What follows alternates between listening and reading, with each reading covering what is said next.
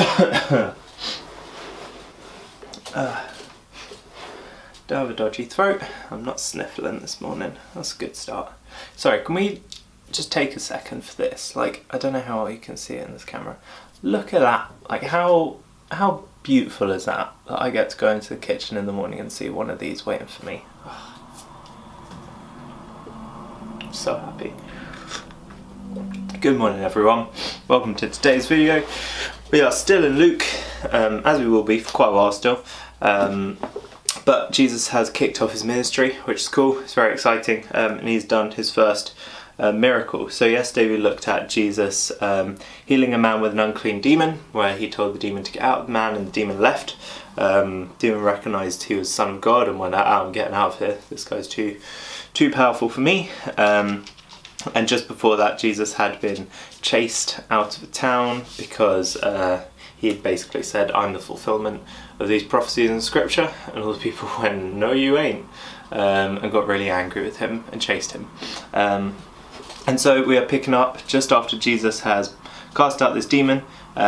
He's going to do a few more little miracles that we're going to have a look at today. So from verse 38 in Luke chapter 4, and he arose, Jesus arose, and left the synagogue and entered Simon's house. Simon, this is the first time he's come up in Luke. We're just for now going to treat Simon just as one of the guys who's just hanging about following Jesus, who's just like, whoa, who's this Jesus guy? Simon is just one of those guys at this point. Now Simon's mother-in-law was ill with a high fever. Having a high fever back in those days was really bad. Like, having any fever at all was pretty bad because the medical care was very poor. Having a high fever was basically a death sentence back in those times, because they didn't have the capabilities that we do now to be able to actually help people, give them antibiotics, all that kind of things. So she had a high fever and they appealed to him on her behalf. So we talked yesterday about how when people come to Jesus and say, you know, please help us, I believe that you can help us right now, can you please come and give us a hand? Jesus listens to that and he helps people like that. Whereas in the synagogue before, when the people asked him to prove that he was the Son of God, that's more in line with the testing of God that we saw before when Jesus was in the wilderness. You know, when the devil said, jump off this building and the angels will catch you. That's testing God, and that's sort of what the people in the synagogue were asking Jesus to do. Whereas these people are coming to Jesus and saying, look, we need help, and we believe in you, we believe that you're the Son of God, we believe that you can do some miracles here, and we want you to help us, please. And that is the kind of prayer that Jesus listens to, the kind of request that Jesus responds to. And so he stood over her and he rebuked the fever. So according to my notes at the bottom of the Bible, this is the only time in any of the four Gospels, Matthew, Mark, Luke and John, that we see Jesus rebuking a fever. I don't really have a point to go with that, I just thought it was quite interesting. The fever gets rebuked. He said he rebuked the demon yesterday, and so he's rebuking the fever today. It basically means telling it off, to put it simply. And it left her, the fever left her, and immediately she rose and began to serve them.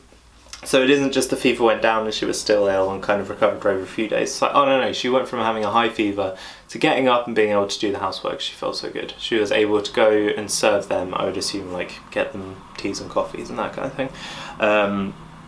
So that's awesome. So again, we see someone comes to Jesus and they say, look, we believe in you and we want you to help us. Jesus listens to that, he hears that, and he responds to that. Now when the sun was setting, all those who were sick with various diseases brought them to him. So it's quite late in the day and Jesus has a whole load of people come up to him. The sun was setting, he's probably pretty tired by this point, thinking about heading to bed at some point, and suddenly all these people appear and bring all these diseased people to him. And so what does he do? Well, a lot of us would probably, if we were Jesus in this situation, not that any of us ever are, but if we were Jesus in this situation, we'd probably just be like, alright, cool, group miracle, bam, you're all healed in one go, I'm going to bed, peace out, see you later. But he doesn't. what does Jesus do instead? Now when the sun was setting, all those who had any sick with various diseases brought them to him, and he laid his hands on every one of them and healed them. So I've got down here, I've got my, I don't know if you can read that. I feel like I've got a lot of props today. This is my infographic Bible. This was a present from my wonderful girlfriend, and it basically breaks down different things in the Bible into interesting infographics. And so the one that I bought today for us to have a look at, it has got the healings of Jesus. So this falls into that healings category. And it's divided into two categories at first. Group healings and single healings, and then those are divided up into public and private, and that happens on both sides, so public and private. And the healing with the mother-in-law, that is that's a public healing because there are multiple people there to see it, and it is on the single people healing side. But then, very interestingly, this book categorises Jesus healing the crowd as being a group healing, which I think is actually a bunch of individual healings. So I'm going to move over to that side. And what we see is actually the majority of Jesus' healings, 55% of them, are for individual people. So most of Jesus' healings happen for individuals, and the vast majority of them happen in public. And so why does Jesus usually heal in public? Well, I reckon that's because, especially at this point in his ministry, Jesus was showing people who he was, essentially. He was bringing people to himself. He was here, he's like, I'm here, I'm the light of the world. I've come to, guide these people, to bring these people out, and that's not going to happen if he's constantly doing all of his work in private, behind the scenes. Jesus has to be out there in public. So I just thought that was really cool. I like going to that book quite a lot, and so I imagine that's probably not the last time you'll be saying it. And many demons, sorry, this is verse 41 onwards, and demons also came out of many, crying, "You are the Son of God." So again, we see demons who recognise who Jesus is, and they come out of people as a result, because he's got authority over them, like we said yesterday. But he rebuked them. So again, these demons get rebuked. The demons get a lot of rebuking, which is good. But again, he rebuked them and would not allow them to speak because they knew he was the Christ. So this particular bit right here is quite interesting. Jesus doesn't let the demons speak because they recognise who he is. So what that makes me think is that, obviously this is just my own interpretation I'm bringing to this, but I think that the people around him don't necessarily know the extent of who Jesus is and what he's here to do just yet. I think they sort of see him as, this guy's working miracles, this guy seems like a really good guy, he's got good teachings, I'm going to go and listen to him, I'm going to follow him.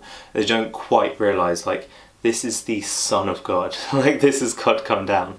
And I think if they did realise it at this point, that would change things very drastically of how they approached Jesus, how they treated Jesus. And so I think for now, he wants the demons to be silent so the demons don't tell all these people exactly who Jesus is, to stop them sort of running away from him, terrified, or, acting differently around him, or killing him too early. Sorry, I'm going to have a sip and then we'll keep going.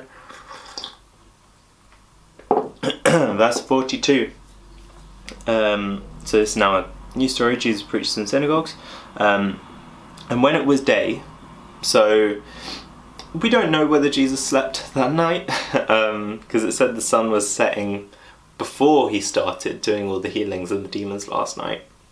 We don't hear about that ending in Jesus going to bed, we just hear, and when it was day. So it's possible that he stayed up all night doing this stuff, but then also it's possible that he did finish eventually and then had to sleep and then go up. So we don't know. But when it was day, he departed and went into a desolate place. So again we see this kind of wilderness coming back. Jesus spends his time in the town doing all this work, being seen by many people, being very public. I talked about just now how important it was that Jesus was in public, but we see this a lot happening too, where Jesus retreats into somewhere private. He pulls back from that crowd as well. and often that is to spend time with God. So Jesus departed and went into a desolate place. And the people sought him and came to him, and they would have kept him from leaving. So these people are like, yo, this guy is doing a lot of good, let's not let him leave, let's have him stick around a little bit longer, see what other miracles we can get while he's here. But Jesus said to them, I must preach the good news of the kingdom of God to other towns as well, for I was sent for this purpose. And he was preaching in the synagogues of Judea. And so Jesus is like, look, as much as I love you guys are great, I've been sent to preach in a whole number of towns. I'm not limited to you guys. You don't have sort of exclusive rights, exclusive ownership to me. I need to be out across the land doing this work. And so tomorrow we will see Jesus in a new place and see what he does in a whole new chapter of the book of Luke. But for now, I hope you stay safe, keep washing your hands, keep staying indoors. It's beautiful weather today, so do have your windows open, maybe go in the garden. I love you all lots, and I will see you all later. Much love.